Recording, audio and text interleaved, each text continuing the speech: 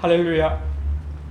오늘은 하나님의 인내란 제목으로 함께 생각해 보고자 합니다. 먼저 하나님의 말씀을 보겠습니다. 로마서 3장 25절입니다. 이 예수를 하나님이 그의 피로써 믿음으로 말미암는 화목제물로 세우셨으니 이는 하나님께서 길이 참으시는 중에 전에 지은 죄를 간과하심으로 자기의 의로우심을 나타내려 하심이니. 하나님의 속성에는 본질적으로 두 가지가 있습니다. 하나는 사랑이고 또 하나는 의입니다. 의라고 하는 것은 우리 인간이 죄를 범했을 때에 하나님께서 진노를 발하시고 그 죄에 대해서 심판을 내리시는 것을 뜻합니다. 사랑이라고 하는 것은 우리가 죄를 지었음에도 불구하고 용서하시고 회개하기만 하면은 따뜻이 맞이해 주시고 구원의 길로 인도해 주시는 것을 뜻합니다. 이 두 가지는 그런 점에서 상호 모순된 것이라고 할 수가 있겠습니다. 하나님의 이러한 두 가지 속성이 모순된 모습으로, 대립된 모습으로 하나님의 존재, 하나님의 인격 가운데 내재하고 있는 것입니다. 물론 이것은 우리가 인간적으로 생각할 때에, 인간의 이성적으로 파악할 때에 모순되고 대립된 것이라고 할 수가 있을 것입니다. 그러나 하나님께는 모순과 대립이 있으신 분이 아닙니다. 그분은 모든 것이 조화된 분이시고 통일체를 이루시는 분인 것입니다. 그런 점에서 이 하나님의 사랑과 의라고 하는 것은 이와 같이 우리가 표현해 볼 수 있을 것입니다. 하나님의 사랑은 의의 사랑이고 하나님의 의는 사랑의 의라고 하는 것입니다. 이와 같은 두 가지의 모습이 역학관계를 이루면서 하나님의 사역 가운데서 나타나는 것을 우리는 성경에서 면면히 볼 수가 있습니다. 그 가운데 하나가 하나님의 인내라고 하는 것입니다. 하나님의 인내, 즉 오래 참으심인데 이것은 오늘 말씀에도 보여주듯이 인간이 죄를 범했음에도 불구하고 그 죄를 간과하시면서 하나님께서는 오래 참으셨다고 말씀하고 있습니다. 사실 구약 시대를 보더라도 수많은 사람들이 살아왔습니다. 아담과 하와 이후로 많은 사람들이 살아왔지만은 그들이 죄를 범하고 있었습니다. 그 죄를 범한 인간을 하나님께서는 즉각 진노를 발하시고 심판을 내리신 것은 아니었습니다. 만약에 그랬다면은 모든 인간이 그 순간에 당장에 죽고 말았을 것입니다. 그렇지가 않았습니다. 그래서 왜 그러냐면은 하나님께서 인내하셨기 때문입니다. 비록 인간이 죄를 범했지만 그 인간을 향하신 하나님의 용서의 마음이 있었기 때문입니다. 물론 이 용서의 마음은 하나님의 철저한 사랑에 근거한 것은 아니었습니다. 하나님의 철저한 사랑에 근거한 것이라고 한다면 오히려 그 죄를 범한 인간들을 그대로 용서하시고 그대로 사죄하시고 그대로 구원에 이르도록 해 주셨을 것입니다. 그러나 거기까지는 이르지 않았던 것입니다. 오히려 예수 그리스도가 탄생하시기까지 하나님께서는 이 인내하심으로써 그들의 죄를 간과하고 계셨던 것입니다. 이것은 예수 그리스도가 탄생하시고 예수 그리스도가 십자가에 달려 죽으신 이후에도 계속되었습니다. 즉 하나님의 인내하심이라고 하는 그 성품, 이것은 오늘날도 역시 지속적으로 이루어지고 있다고 하는 것입니다. 예수 그리스도가 재림하시고 최후의 심판이 일어날 그때까지 하나님께서는 길이 참고 계십니다. 그렇기 때문에 죄를 범한 인간이라고 할지라도 그 순간에 당장에 처벌을 받지 않고 심판을 받지 않고 살아가고 있는 것입니다. 어떤 사람들은 말을 하기를 오히려 예수 그리스도를 믿지 않는 사람들이, 오히려 죄를 더 많이 범하는 사람들이 이 세상 가운데서 부유하게 살고 성공적으로 사는 것을 보게 된다 하고 말을 합니다. 그러나 이것은 우리가 인간적으로 보는 눈에 불과합니다.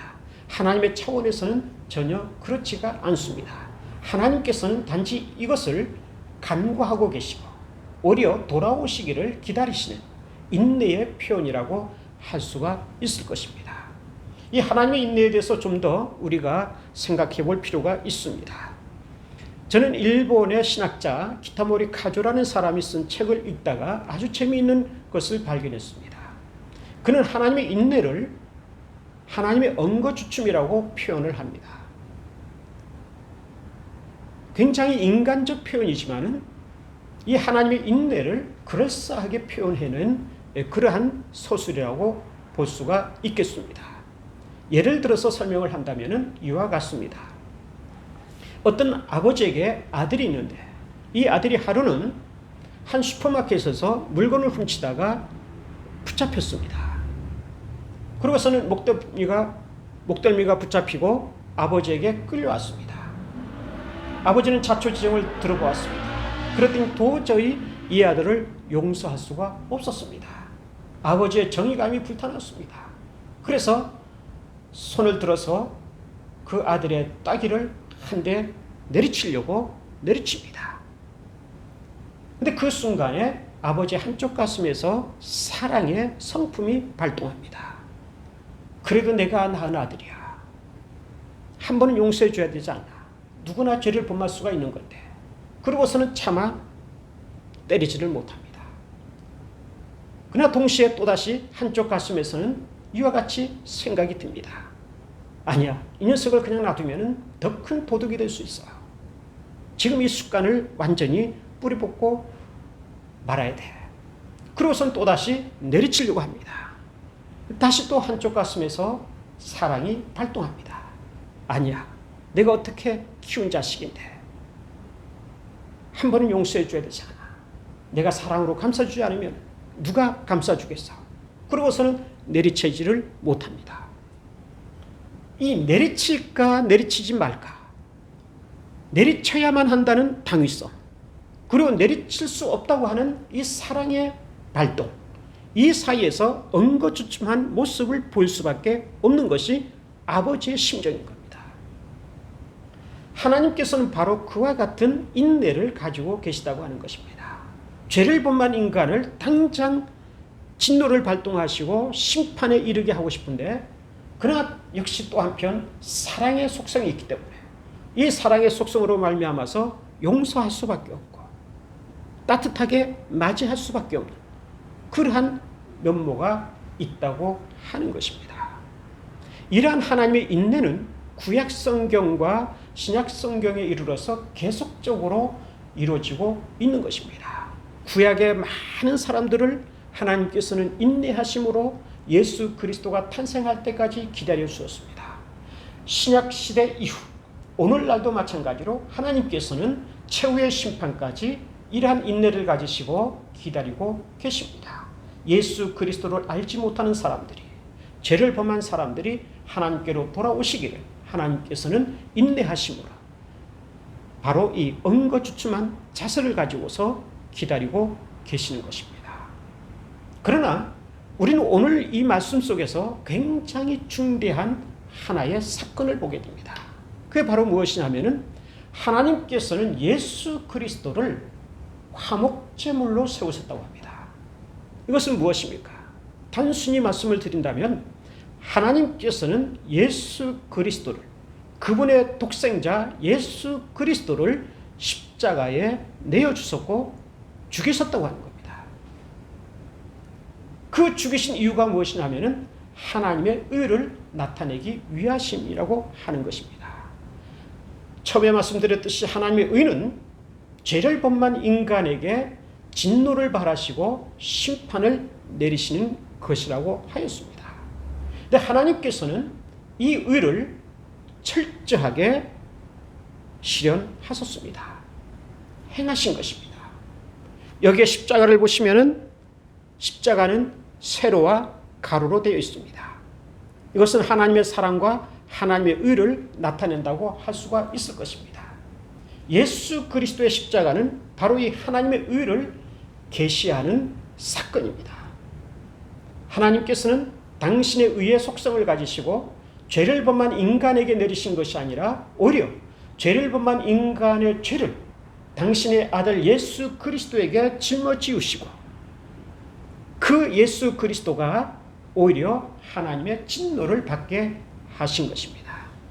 따라서 예수 그리스도는 우리의 죄값으로 우리를 대신해서 하나님의 진노를 받으신 것입니다. 그러나 이 십자가는 또한 하나님의 사랑의 계시이기도 합니다. 왜냐하면 예수 그리스도의 죽으심을 볼 때에 하나님의 사랑은 오히려 우리 죄를 범한 인간 한 사람에게 나타났다고 하는 것을 보여주고 있다고 하는 것입니다.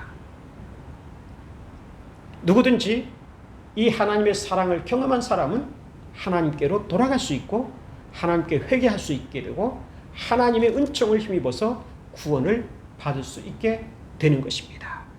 이러한 예수 그리스도의 십자가는 하나님의 사랑과 하나님의 의의 계시라고 할 수가 있습니다. 그런 점에서 예수 그리스도의 십자가라고 하는 것은 하나님의 인내의 차원이 아닙니다.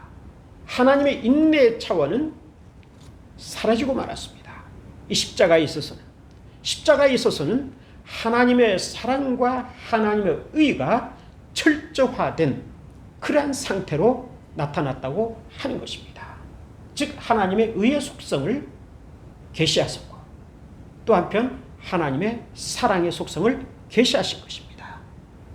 그럼에도 불구하고 예수 그리스도 이후에 최후의 심판 때까지 예수 그리스도가 재림하실 그날까지 하나님께서는 또다시 인내하심으로 오늘도 많은 죄인들이 하나님께로 돌아오시기를 기다리고 계십니다. 이것이 바로 하나님의 인내라고 할 수가 있겠습니다.